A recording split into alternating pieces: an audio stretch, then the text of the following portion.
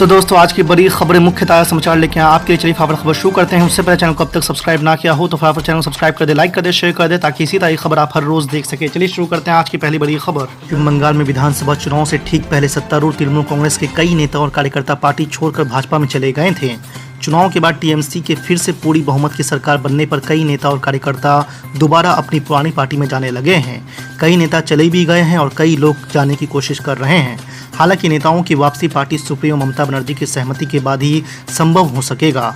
आपको बता दें कि इस बीच कई नेता और कार्यकर्ता अपने चुनाव पूर्व राजनीतिक फैसलों को गलत मानते हुए पार्टी में वापसी से पहले निष्ठा साबित करने के लिए अपने सिर को मुंडवा रहे हैं।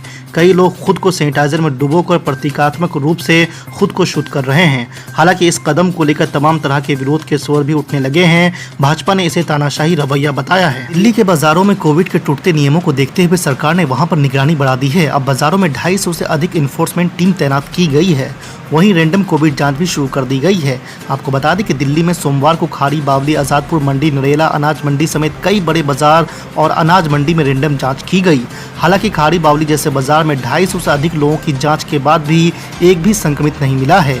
दरअसल हाई कोर्ट ने बाजारों में कोविड टूटते नियमों को देखते हुए सरकार को कड़ाई से पालन करने का निर्देश दिया था, जिसके बाद सरकार ने रविवार को आदेश जारी करके सभी जिला अधिकारियों को अपने इलाके में पड़ने वाले बाजारों में रैंडम कोविड जांच का निर्देश दिया था। आज की तीसरी बड़ी खबर। प्रदेश के कैबिनेट मंत्री स्वामी प्रसाद मौर्य ने कहा है कि राज्य की भाजपा सरकार और संगठन दोनों का लक्ष्य 2022 चुनाव जीतने का है।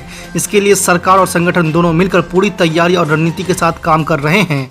उन्होंने कहा कि 2022 चुनाव जीतने पर केंद्रीय नेतृत्व करेगा कि नेता कौन होगा।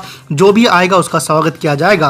भाजपा प्रदेश कार्यालय के बाहर पत्रकारों से बातचीत में स्वामी प्रसाद मौर्य ने कहा कि पार्टी और सरकार दोनों का एक लक्ष्य है, विधानसभा चुनाव जीतने का।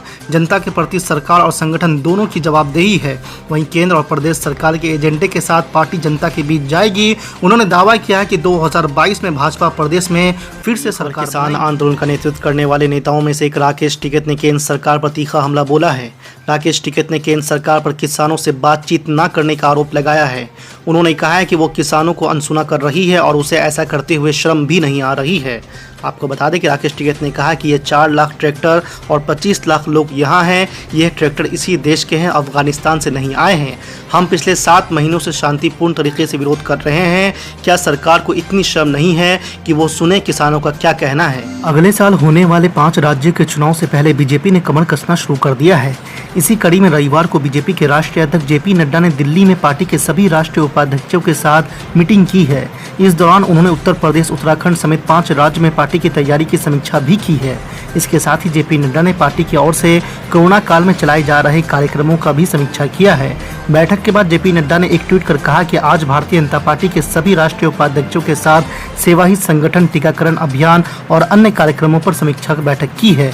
जेपी नड्डा ने दावा किया कि प्रधानमंत्री नरेंद्र मोदी के मार्गदर्शन में पार्टी का हर एक कार्यकर्ता कोविड संक्रमण के खिलाफ लड़ाई में अपना योगदान दे रहा है। इसमें विधानसभा चुनाव की आहट आते ही सियासी बिसात बिछनी शुरू हो गई है। तमाम राजनीतिक दल वोटों की गणित में नई रणनीतियां बना रहे हैं। इसी क्रम में शिवपाल सिंह यादव की प्रगतिशील समाजवादी पार्टी 2022 के विधानसभा चुनाव में असदुद्दीन अवैसी की अगुवाई वाली एआईएमआईएम के साथ ही दूसरे छोटे दलों से गठबंधन की तैयारी कर रही है। यही नहीं, इसके साथ ही प्रगतिशील समाजवादी पार्टी लोहिया के मुखिया शिवपाल सिंह यादव ने समाजवादी पार्टी के साथ भी गठबंधन के विकल्प खुले रखे हैं।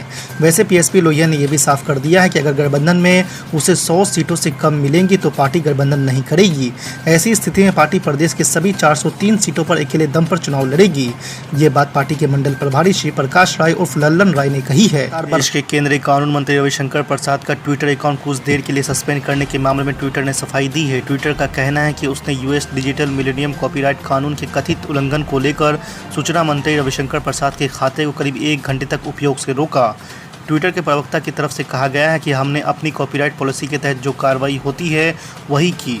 जब भी हमें किसी कॉपीराइट का अधिकार रखने वाले व्यक्ति की शिकायत मिलती है तो हम उसका जवाब देते हैं। कॉपीराइट के केस में आरोपित ट्विटर अकाउंट के खिलाफ कार्रवाई की जाती है, साथ ही ट्वीट को हटा दिया जाता है। और पूर्व कांग्रेस अध्यक्ष राहुल गांधी ने मंगलवार को कोरोना की स्थिति को लेकर प्रेस कॉन्फ्रेंस की और इस दौरान एक पत्र भी जारी किया है। राहुल गांधी ने इस दौरान कहा है कि इस पत्र का मकसद उंगली उठाना नहीं है, बल्कि हम गलतियों को इसलिए उभार रहे हैं ताकि समय रहते उन्हें ठीक किया जा सके।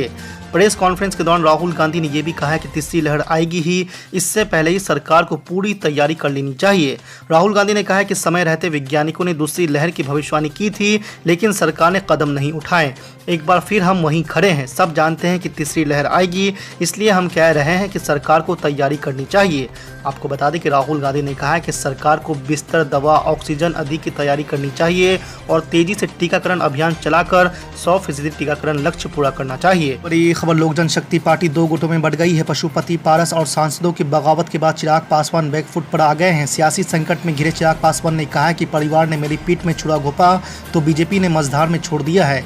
ऐसे में चिराग पासवान ने बीजेपी शीर्ष नेतृत्व को याद दिलाया कि बिहार में जब नीतीश कुमार ने उनका साथ छोड़ दिया था, तब उनकी पार्टी एलजेपी मजबूती के साथ एनडीए के साथ खड़ी थी। आपको बता दें कि लोकसभा सांसद चिराग पासवान ने द हिंदू को दिए इंटरव्यू में कहा है कि बीजेपी ने लगता है कि मेरा साथ छोड़ दिया है, क्योंकि बीजेपी के किसी भी नेता ने मुझसे संपर्क करने की कोशिश नहीं की। ये हमारे लिए दुख की बात है, क्योंकि मेरे पिता ने पूरे दिल से बीजेपी और प्रधानमंत्री का समर्थन किया था। चाहे राम मंदिर हो, CAA से लेकर अनुच्छेद 370 हटाने और 3 तलाक के मुद्दे पर हम सरकार के साथ थे, जबकि जेडीयू इन सभी मुद्दों पर उनके साथ नहीं थी। चिराग पासवान ने कहा कि संकट की इस घड़ी में जब मुझे उनकी यानी कि बीजेपी की ज़रूरत थी और मुझे उम्मीद थी कि वो कम से कम मेरा साथ देंगे, लेकिन किसी ने कोई संपर्क नहीं किया। खबर, राजधानी दिल्ली में आज यानी शनिवार को मेट्रो के 3 स्टेशन सुबह से दोपहर तक बंद रहेंगे। दिल्ली मेट्रो कॉरपोरेशन की तरफ से इसकी जानकारी साझा की गई है। बताया गया है कि सुबह 10 बजे से लेकर दोपहर 2 बजे तक दिल्ली के 3 मेट्रो स्टेशन बंद रहेंगे।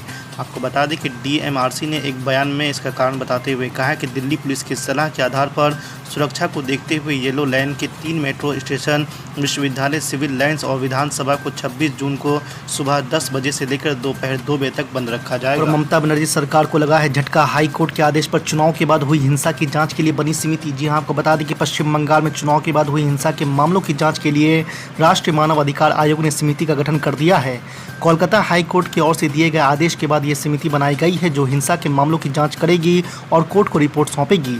समिति के गठन का विरोध कर रही बंगाल की सीएम ममता बनर्जी के लिए इसे करारा झटका माना जा रहा है। आपको बता दें कि इससे पहले सोमवार को हाई कोर्ट ने टीएमसी की उस अर्जी को खारिज कर दिया था, जिसमें 18 जून के उस आदेश को रोकने की मांग की गई थी, जिसके तहत समिति के गठन का फैसला दिया गया था।